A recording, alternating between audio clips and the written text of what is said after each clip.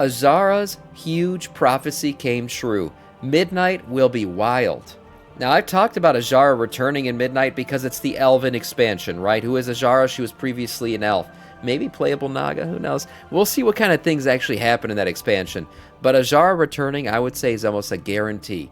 Let's see what her prophecies once said and how now they're going to come true. Today we've got some rather tangible lore to talk about. That's because Azshara is going to return, Blizzard are not being subtle about it, and the impact here will be rather huge. That's because Queen Azshara is no 2-bit villain of the week character.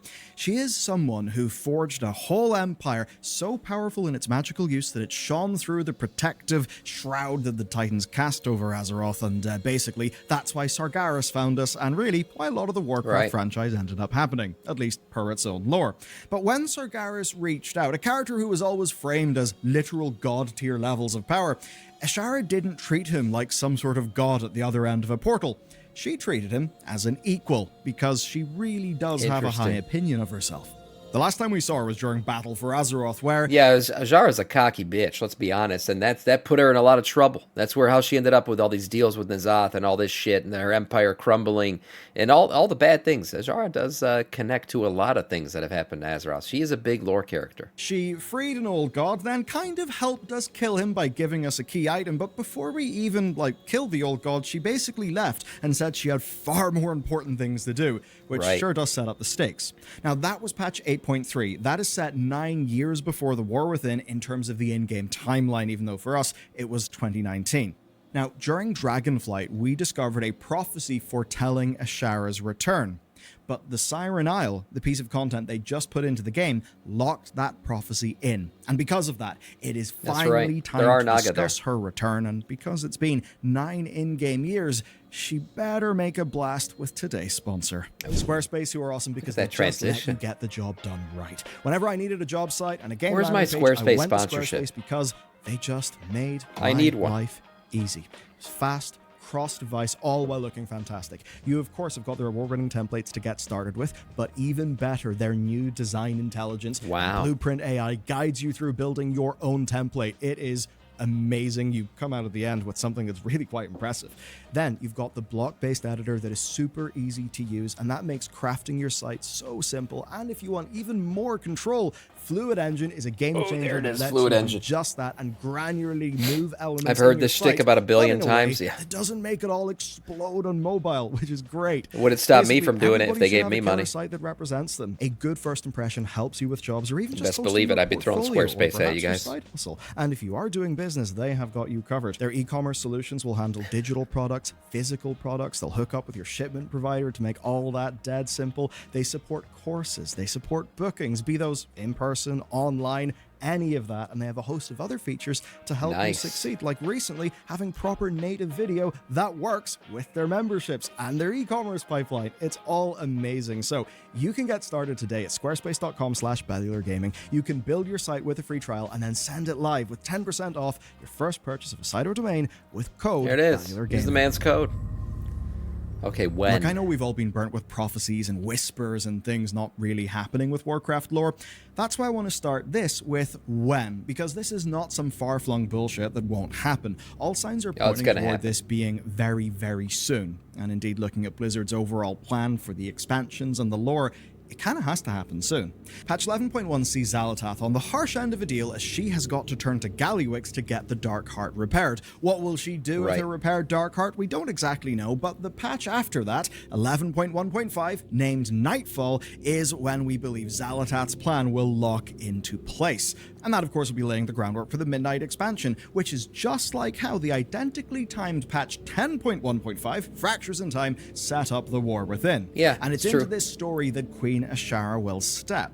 Now, you may think of Queen Azshara as our friend, because, yes, she was a raid boss, but immediately after that, in BFA, she did help us out. We freed her. She helped us out, but we also freed her. I mean, look at the chains and everything. We end up freeing her during this boss fight, and then she goes and does her own thing. Interesting enough, we've always had this kind of frenemy relationship with her. I mean, even the zone that we went into, right, where she opened up the ocean, she could have easily at any point collapsed the water around us and destroyed all the player characters all at once, but she never did. And either it's because she has like a use for us. I don't think she has sympathy for us anyway. She literally got her entire society killed by her desire to chase power. But we clearly have some type of aligned goal, right? What that goal is yet, we're not quite sure. But obviously she thinks that we're going to help her get there. And I guess we think she can help us. So we'll see how this whole relationship plays out in Midnight. Yeah, Nazjatar. Yep. She could have collapsed it. But her Killed us all. dialogue tells me that we absolutely should not trust her. And that's because if we take her at her word, she literally went to commune with gods. But none of that will matter if you don't know what her people, the Naga, are doing to bring her back, because it's the actions of the Naga that inform today's video. What this hinges on is a prophecy from the Dragonflight expansion, and it's a prophecy that is not some far-flung fluff. Let me just read this. When these things come to pass, the Harbinger will fulfill the final prophecy and complete the awakening. Only then shall our queen return. Interesting. So that line is toward the end of the prophecy, and you can see that it is very specific. And what's neat is that the final part actually just happened. So let's walk through it all together. Here's the first part of the prophecy.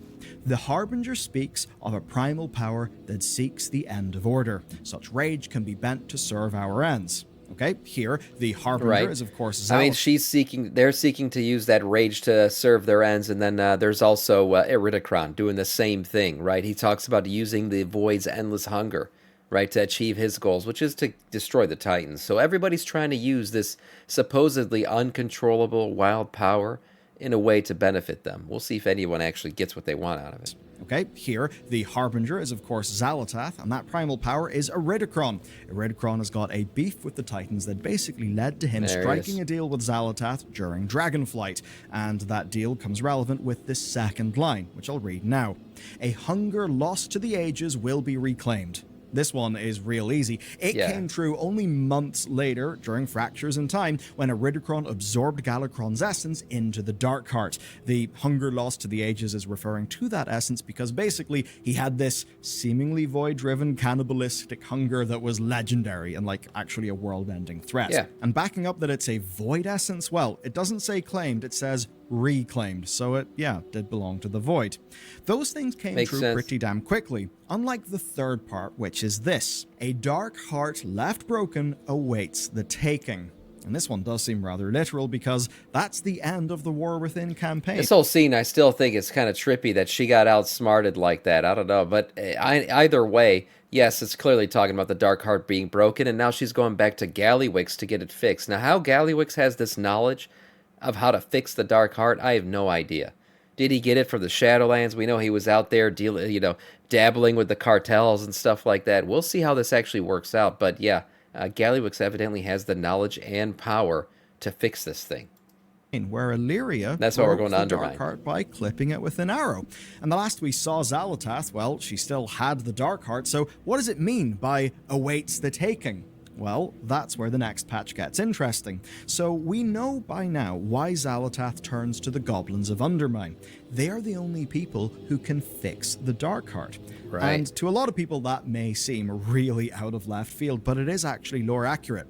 The Dark Heart is described as a prototype of the Dragon Soul, which is an ancient artifact that Deathwing used when he betrayed the other dragons. And you really don't need to know its lore and its background to understand this. The point basically is, it absolutely is that the goblins made both of them because the goblins were working with Deathwing. Jesus Christ, the fucking knock just scared the shit out of me. I left blurps on.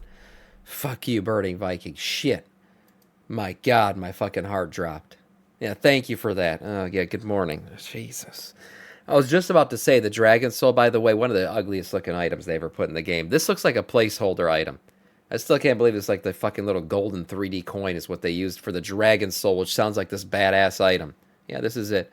Just a little golden turd. Wonderful. Yeah, good morning. Scared the crap. So by now we understand how the first three parts of that prophecy have came to pass. That then leads me to the rest of it. So here's how that reads. When these things come to pass, the Harbinger will fulfill the final prophecy and complete the awakening. Only then shall our queen return to reign over sea, sky, and earth. Ooh. Of course, when we read that, we knew that the Naga were up to something. Right. But where it really gets cool is that on the Siren Isle, we found the Naga's orders. On the Siren Isle, while battling invading parties of Naga, we came across this, a scroll case. Inside it, we find a scroll, and it's a fairly big one because it tells us how the Naga will bring Azshara back. So here's what we learn. These Naga of the Darktide faction assaulted the Isle to get one thing, Circe's circlet. And that's because it's not just a source of stats, it also lets the wielder bypass the storm surrounding the Isle. For us that means we can use our flying mounts, but for the Naga it's far, far more significant. Just listen to their orders, which I'm going to read out. All have sought her circlet and all have failed, but we will succeed. We will atone for the failures endured upon those shores long ago and claim it. And with it, we will usher in our queen's return. Yeah. Of course, unfortunately for them, we currently have got the circlet. We got it, but I mean, they just got to wait for like another season to come out where this item level no longer is relevant, and then we'll toss it. And they can just pick it up pretty easily. Yeah. I wonder how they're going to eventually get it, because I think in order for the story to continue, they have to eventually get it. Does raise the question, how would the circlet bring Azshara back? The details are obviously a future story, but what we know it does is let the wielder bypass the storms. Now, to the east of Kalimdor is the Storming Sea. It appears very likely that that is a storm that was cast by the Titan Keepers to prevent travel. It's long been a part of lore speculation, like literally since the earliest days of World of Warcraft. Like, why do ships not get round to the other side? It's why people have always talked about the other side of Azeroth. But of course, with this expansion, we know that, led by the Holy Light, the Arathi did make it across. We also have seen interesting things like Odin's reports that mention heretics on a place named... By the way, so interesting that the light allowed them to get across, and you would oftentimes assume the light is somewhat aligned with the Titans. We know that it's not, based on the cosmology chart and all that stuff. That the Titans are of the arcane, and it's a completely different power. They're all orderly and everything. But the light, oftentimes you've seen it feel like it's aligned with them, because the light prefers a single path of truth, right? Which is also very orderly. But the light kind of betrayed the Titans, and that it allowed the Arathi, or as we know, the people of Hallowfall, to get through the storm, which was previously uncrossable because of the Titans. Make it across. We also have seen interesting things like Odin's reports that mention heretics on a place named Avalorn, which we think is around the other side of Azeroth. But to pull us back to more concrete stuff, literally from right now in this patch, Sky Captain Lancecat claims to have fought Naga in Imperial waters, at her homeland, which means the other side of the Storming Sea. Right. And that means that whatever plan the Naga have in motion for their queen's return stretches to the waters of the Arathi Empire. And bringing all of that together, it's then very clear that Azshara's return is happening as we speak. We saw the prophecy in the past expansion, and now we're seeing the Naga actually do very real-world, tangible things, all to bring her back. Right. And with that, it's only fitting that the story of Midnight has already got Azshara at its heart. It's time for you to learn why this expansion is basically Azshara's fault. So we know two concrete things about it. Number one, we return to Quel'Thalas. Number two, we reunite the Elven tribes. Yes. And all of that is Azshara's fault. I can't wait to see the revamped Silver Moon. Man, I'm so excited for that. You see, 10,000 years ago, Malfurion and Tyrande barely stopped Azshara's attempt to summon Sargeras to Azeroth. And I say barely because their plan overloaded the Well of Eternity that shattered Azeroth in the process. Right. Azshara's closest followers almost perished in the wake of the Well's explosion. She tried to hold the tsunami back as hard as she could, but ultimately she failed, and it looked like they were all going to drown. Which then gave N'Zoth a lot of leverage, and his deal was very simple. Well, you either don't take my deal and simply drown and all die, or you serve me. Azshara accepted that deal, and that is how she was remade as a Naga. Now, of Azshara's highborn elven followers, some did actually realize that they were wrong in what they did, and they switched sides at the last minute. And while a whole bunch of them would survive the war, their punishment was exile. But of course, they still did want the magical goodness, so they did smuggle a vial full of the Well of Eternity's waters. They sailed across the ocean and settled in Quel'Thalas, where they created the Sunwell. So, yeah, basically... The Sunwell is going to be like the basis for that entire Midnight expansion for sure. If you've ever played a Void Elf and you went to the Sunwell with Illyria, you know that how like the Void suddenly reacted with the Sunwell when you entered that room and the Void wanted to take it over and all this stuff. The Void is after the Sunwell for a reason. We're not sure what that reason is yet, but it's after it. Obviously, it's a big font of power, so there is reasoning behind it. That's going to be a major thing. I'm sure there's going to be a raid around the Sunwell. There's going to be all kinds of stuff going on around it. So this will be really central to the Midnight expansion for sure. Whole thing's Azshara's fault. Now, in Naga, Hallowfall, Azshara kind of Lady spicy, I'm sure Liadrin they are. discovered that the Sunwell and the Arathi Sacred Flame are pretty much made of the same stuff. Azeroth's energy, Fucking baldy light, nuts. and arcane. And for our foes, that's actually a real big important thing. You see, light and void are sides of the same coin. That's why with the Naru, you can see them in their normal light form, or they can fall into their void cycle. Right. And that's actually why the Sunwell almost fell to void when Illyria just walked close. Yeah, this is the whole quest line I was talking about. If you ever made a Void Elf, you've played through this quest line. It was pretty damn cool. To it a few years ago. That's basically what our enemies want. They want to flip the Sunwell. I mean, just think about this. Azshara used the Well of Eternity to summon in Sargeras. Kel'Thas used the Sunwell to summon in Kil'jaeden. So you've got to wonder, what would a Void Well do? Especially Summon a Void Well Demancius? that is infused with everything that Xal'atath has drawn into the Darkheart, which so far is like Galakron's essence, the stored power of Dalaran, which I've got to imagine is quite a lot of arcane energy, the Void of Beledar, all the Black Blood, and anything else you may cram in there. But there is a question.